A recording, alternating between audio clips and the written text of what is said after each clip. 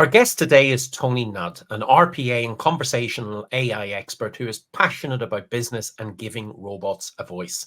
Tony has more than 25 years experience with RPA and automation technologies, and he shares a tremendous amount of wonderful content online. And we're very grateful today to have Tony with us to share his expertise and experience. Tony, welcome to Druid Talks. Thank you, Kieran. I've seen the first series of these talks. They were really good, and I'm really privileged to be actually a part of series 2. So thank you for inviting me. Well, we couldn't imagine doing it without you. Tony, we'll jump straight in. You share a lot of RPA, conversational AI, and voice assistant content online. What is your experience of those technologies? Cool.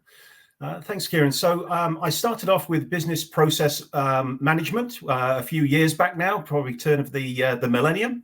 And that was basically automated workflow, and robotic process automation is the natural evolution of that technology set. And so I've been spending a lot of my previous years automating business processes within organizations, both on a personal productivity automation, but also on end-to-end process automations like HR onboarding, mortgage processing. And what was really exciting about having the ability to do conversational AI is that rather than use my keyboard and type commands, I can now either use my keyboard to have a conversation with my automations, but more excitingly, I can actually switch on voice and speak through a headset to my voice, to my robots. And those robots can actually talk back to me, and we can have a conversation with each other. Now, I started doing that a year ago, and that in itself was just blew my mind that I could do that. But then with the explosion of ChatGPT and these larger language models, this is now added an even more nuanced effect, because it's almost like I'm having a human conversation, but with one of my robots. It's absolutely amazing what's happening. It's phenomenal, the pace of technology. I have to say, I get inspired on a daily basis. And I love watching your content, Tony, because you do the personal piece where you look at it and drive your own productivity, and you also look at the business side of things. If we were to focus on the business side of things for a moment, then where do you think conversational AI's role is in an enterprise world? I think it's all around that whole self-service model, whether that's a self-service of one of your external customers or self-service for employees internally as well. A tremendous amount of time is spent supporting your colleagues, say internally. So for my own team, I get lots of requests for information that really they could probably find themselves if they spent a bit of time. But of course, time is something that's very valuable and people don't have a lot of. So it's easier to ask a colleague, or obviously if you're a customer, it's just easier to ring the company and ask rather than go through pages of information. The advantage of having a conversational AI now is that we've gone beyond just the FAQ, answer a quick question. And of course, previously that question had to be exactly correct. Otherwise the answer would be, I'm sorry, I don't understand. Whereas now we've got this nuanced effect of being able to actually speak to the robot or speak to something, and it will actually have a conversation and guide me to what it is I need, and then provide the answer in natural language. And this has been the shift. We've been able to emulate simple conversation that's been very stifled, very logic, a bit like Mr. Spock on Star Trek. And it was a little bit, stilted. Whereas now it really is conversational. And, the power of this technology is not just in English. I can actually have a conversation in English to a robot that only understands French. And it will do the translation for me, and it will translate back. The fact that we can have this sort of polyglot ability is just amazing and mind-blowing, and it's only just starting now. Organizations are only just seeing the power of this, and it's the cusp, and that's what's really exciting for me as a technologist. Think it and say it, then generative AI and ChatGPT can create it. And I do think that, much like yourself, what we will be able to do will only be limited by our own imagination. So it's exciting times in technology world as well. You've, Tony, been showcasing fantastic examples of combining a technology that I love which is robotic process automation, with a conversational AI platform with Druids. What are the lessons you've learned as you've been doing this? What have your experiences been? And would you mind sharing those with the audience as well? Sure. Yeah. I think first of all, obviously, you have to start with the conversation, and then you build the automations to complement that, or you start with the automations and you build your conversational flow around the automations. I obviously start with the automations. That's my space. And so what I found was I had a library of reusable business robots. Some of them, as I mentioned before, are personal productivity. So create an email, create a calendar entry, update a spreadsheet, update the CRM. And previously, I would have to manually start these robots. And I would also have to programmatically get data to and from them if they didn't have any systems that they could easily read. By combining conversational AI, it means that the robot will wait for a set of data. It will then say to the conversational AI, this is the data I need. The conversational layer will then guide me into collecting the data it needs. It'll say, Tony, you want to create an email. Who's the email to? And then the robot will find that person in my address list and confirm that it's the right person. Then what's the subject? And we can start building this up. Now, I don't know about yourself, but I'm very much somebody that likes to sort of think things through. I talk aloud when I'm thinking. I actually like to walk up and down a little bit and pace. I'm really annoying like that. And maybe over a year ago, or just over a year ago, I was unable to do that. I was tied to a keyboard and I had to use my fingers to type. I do this as a keyboard. I'm not one of these, my daughter's brilliant at it. Her thumbs fly around as well. I'm not. I'm a plodder with a keyboard. I've now been freed up, and it really has revolutionized the way I do my own sort of work and work for the company. And if it's helping me, I'm sure it's going to help thousands of people as well. It really is a revolution that's just about to start. Yeah, I wonder, is it, Tony, that keyboards are not the most natural thing? We weren't born tethered to one, although we've probably spent our careers tethered to one. I often think that language is the most natural thing in the world. And therefore now we've reached an evolution with computers where we can actually have that natural conversation, and it feels more human, and it just feels like a better way of doing things. What's your thoughts? 100%. I actually, although I've been in technology all my life, my degree was actually theology, and but I'm a technologist. I did electronics before the theology, and I've done my computing afterwards. And I had to switch my brain from logical, maths type thinking to something totally different. And what I found was my creativity when addressing theological problems really accelerated when I was talking to my student colleagues about subjects. And that's really where the creativity came. A lot of people are saying creativity is now dead because of these large language models. We don't have to think anymore. There's no reason to create. But that's because I think we've been limited by use of the keyboard. And now we are free from the keyboard. We can start using voice. I mean, remember that now I'm not a historian or a psychologist, but I'm thinking that language developed over at least, maybe 50,000 years.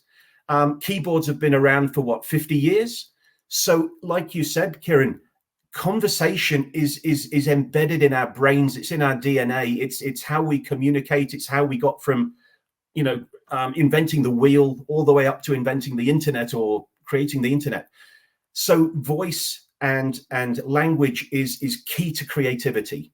And I truly believe that if we can now ditch the keyboard and we can actually start conversing with AI, we can actually start really creating and beating AI at its own game, because that has taken us to a creativity level that we might use the AI for. And then we can stand on that shoulders of that creativity and create even more. And I believe conversation is key to that. And conversational AI is enabling, which is fantastic. Absolutely. Tony, where and how should companies get started with conversational AI technologies like Druid? Sure. There's a number of different ways. If it's very new and you've never had any experience of chatbots or any of that sort of technology, my personal recommendation is start with something very simple, and it may be an FAQ chatbot.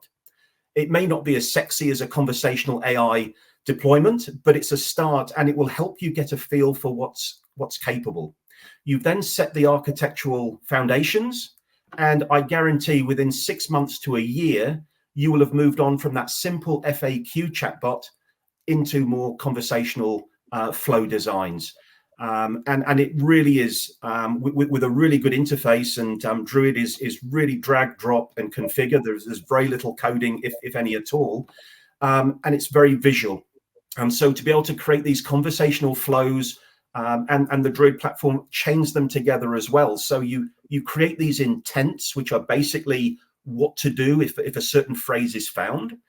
And then by pressing the train button, as if by magic, this conversational ability takes over. And when it recognizes a particular phrase, it will jump to whatever flow that phrase belongs to. And it really is creating conversations with technology. And if you've got RPA robots at the back of that as well, even more powerful. Yeah, that's the bit I like. The combination of the two, where conversational AI extends the functionality of the bots and the bots extends the functionality of conversational AI. Tony, you mentioned a couple of things there, designers and flows and dragging and linking items together. What should companies look out for when they're choosing a conversational platform? What are the things that need to tick the box to allow them to create these great conversational and productivity experiences over time? Yeah, I mean, certainly a graphical design interface is needed. Some chatbots still require scripting and is very, lots of, I wouldn't say coding, but lots of scripting line by line. It's not very visual. There's no diagrams. It's very sequentially written. I know they're powerful, but you would have to have a lot of experience to get the best out of them. Really, what you want to look for is a graphical interface. Preferably something that supports a library, so that you're not having to redesign all the time. You can leverage what you've previously built. And also, organizations like Druid provide ready-made frameworks, so that if you are going, I need something for HR, there's a ready-made, and it may be 60 to 80% fit for purpose. Plug it in, and then you just spend your time just tweaking it and configuring it just to meet your particular needs. This is why with the right platform, you can actually get going within literally days rather than weeks or months with a more traditional coding style approach. Yeah, it is that difference. I'm delighted seeing what I call low code, no code tooling, because technology shouldn't be complicated. We've all the technology we'll ever need in the world to some degree, although I'm constantly surprised, particularly with generative AI since it's come out. But we've all the technology we need in the world to get things done.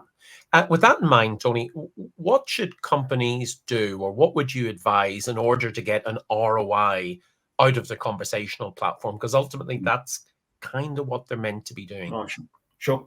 Again, it goes back to that, let's start with something simple. And obviously, often the simple things are the most effective. So we have a very large supermarket chain in Australia, for example. And during COVID, they went from bricks and mortar to having a very strong online presence. And the first thing that they had was this inundation of calls coming through going, where's my order? And also, when is the store open? How long does an order take to deliver, etc.? These are general FAQ style questions, and that's what they started with. And that reduced the calls by about 60%, just having an online FAQ chatbot that could answer basic questions. And then phase two is, where's my order? That's where they linked it then to robots that went actually to the back ordering system to actually find their order and would tell them what state is in. And if it had already gone to the courier, the robot would jump to the courier's website, figure out where the package is, and then bring this back to the chat conversation as well. So it's bringing a very powerful capability of self-serve. And because they are also present in outside of Australia, across Asia, They are now looking at actually doing multi-language and supporting some of the Asian languages that they work in. So again, they started reasonably small, but the ROI was almost instantaneous on the savings of, allowing their call center staff to actually concentrate on the real heavy duty problems that customers have, and not the simple, is the store open down the road?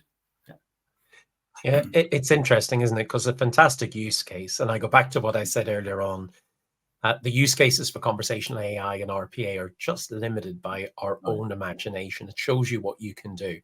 Tony, we mentioned earlier on ChatGPT, generative AI. We cannot have a conversation without mentioning it these days. And I think that is going to be the case going forward. How do you see ChatGPT in the context of conversational AI for businesses? Yeah. As I mentioned before, I think it's fantastic that we are able to have a technology that's able to create natural language responses. And I see that as a plus. There is also a danger that, and let's just take ChatGPT, the open source, publicly available version for now. The problem with that is it has been trained with everything on the internet. That means it's been trained with everything true on the internet, and it's also been trained on everything that's not true on the internet. So the responses that you get, it's hit and miss whether the data it's getting is correct. Okay, so it's very easy for an employee, or if you've got a customer that's kind of linked to ChatGPT as well, to either go down a rabbit hole that they don't really need to, because it's so open and varied on what it can do. Or it could actually be providing information that may not be sensible or correct for that user.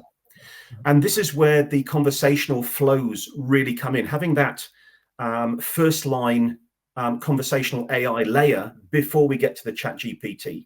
And I would call that the conversational AI, the guardrails. So you can actually have your conversational flows making sure that the user, whether that's a customer or an employee, is asking the right questions and not deviating and going down some sort of rabbit hole you don't want them to.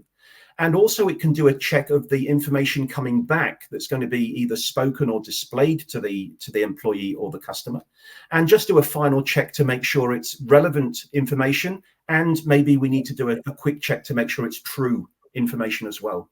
So while we have the power of these large language models, whether it's ChatGPT or Bard or Claude or whatever you want to plug in, I really see conversational AI being the guardrail or the guardian of either keeping the conversation short, but also, being the guardian of truth as well. And I think that's very important. Yeah, I really like that. I really do, because I think shouldn't believe everything the computer tells you. That's an age-old part. But if you can protect people by providing those guardrails, fantastic as well. And there is wonderfully secure versions. Microsoft Azure OpenAI is a really secure version that will block some of the stuff that comes out on the internet as well. And I love what you're saying there. It's not about replacing people. It's about putting humans in the loop, as it were, and putting in the points where they can add value, and allowing technology the moments where it can add value and take away some of those more mundane stuff. Tony, what does the future look like for conversational AI and RPA in this wonderful and exciting generative AI world? Yeah. So something that I've been sort of honing up on is the concept of what's called the multi-agent framework. Now, this is where you can basically have a single sentence, a single phrase, and the example that the group that created the first framework basically said is, create me I think it was an asteroids game on my computer. And that was great. Now, what happens is that single phrase is then sent to this multi-agent framework. One of the agents could be the coder, and so it's using your ChatGPT to actually create the code for this simple asteroids game. Another agent in the mix could be the finance agent, and that will be telling you possibly what your sales could be for this game, or it could be what the costs are to create the game to a production level. Another agent might be your marketing agent, and that would be then analyzing who your target market might be. Another agent might be advertising. And so by just having that one phrase, you are then able to call on these agents and their unique focus on a particular subject. Now, I see this, and this is good for today. I mean, you can see that happening, how that would be good today. But imagine in the future where these agents are not owned by the company or a particular conglomerate, but actually individuals own that agent. And I could be an independent consultant, and my speciality could be, I don't know, Lego, building things with Lego. And for whatever reason, company X needs a Lego building expert. I could then provide my learning model that I've trained with my brain and put all my information into that model, and it could be plugged in, and I could be hired for that model for the period of time they need it. Then I can unplug it and move it on. So it could be a very interesting concept where actually we're bringing back ownership of our IP, and we're not just losing it to this sort of big mesh of Microsoft and Google and losing control over what it is that's unique about our offering. Oh, wow. That sounds to me like almost like an ecosystem of value where the end user, in other words, us, obtain or abstract some of this value, as opposed to big companies maybe making billions and billions, which just shows you the art of the possible, and goes back to what we were saying earlier on at the beginning of the talk, in the middle of the talk, Tony. Our life ahead with conversational AI and RPA will be limited by our imaginations only. There are two technologies that I adore. Now the fact that both of those technologies can combine to be even more effective in a generative AI world just brings me unending joy, and it makes me excited to see what the future is. I see, and you and I have been in these technologies for the last numbers of years, when you see the progress that has happened in the last 2, 3, and 4 years, and you can imagine the progress that is going to happen in the next 2, 3, and 4 years ahead. We live in truly exciting times, and I can't wait to see what unfolds. Tony, thank you so much indeed for sharing your expertise and knowledge with our Druid Talks audience. We really appreciate it. Thank you, sir. Thank you, Kieran. It's been an absolute pleasure, and look forward to watching your next guests in this second series. Thank you. Thank you.